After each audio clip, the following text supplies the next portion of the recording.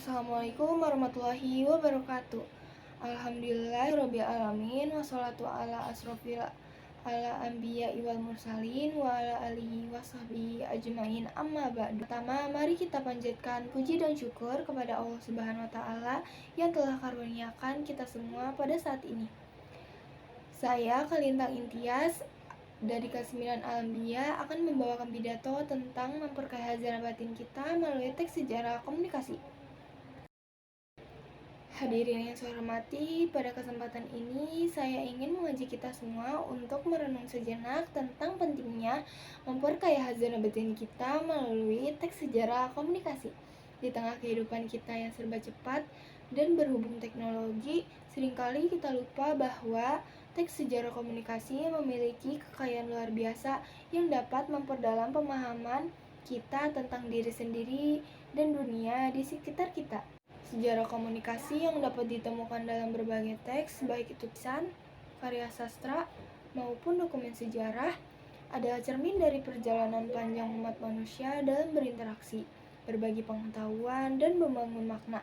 Dalam setiap teks, ada pemikiran yang mewakili zaman dan nilai-nilai pada saat itu. Menggali teks-teks tersebut bukan hanya soal memahami peristiwa masa lalu, tapi juga tentang bagaimana kita bisa mengaplikasikan pelajaran berharga dari sejarah untuk memperkaya batin kita.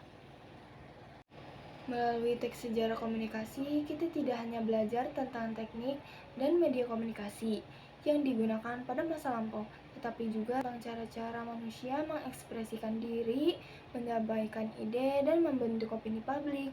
Sebagai contoh, tulisan-tulisan karya klasik seperti prasasti, naskah kuno, ataupun surat-surat pribadi menggambarkan bagaimana komunikasi telah berkembang seiring waktu, dari bentuk lisan hingga tulisan, dari komunikasi tatap muka hingga media massa yang lebih luas.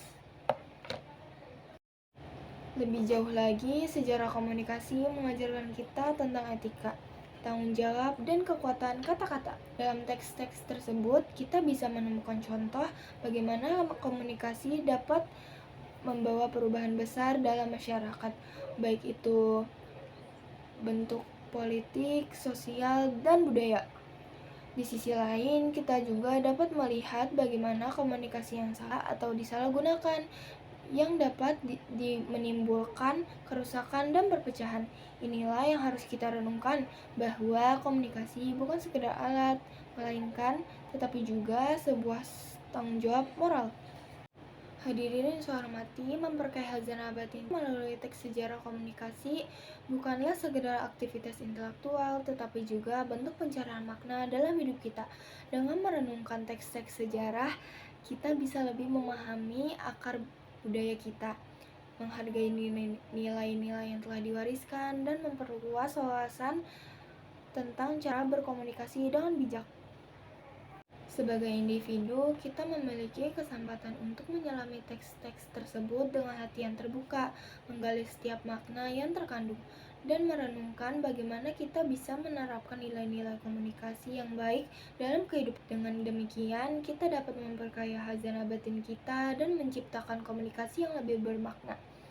Tidak hanya bagi kita diri sendiri, tetapi juga untuk masyarakat dan dunia yang lebih luas.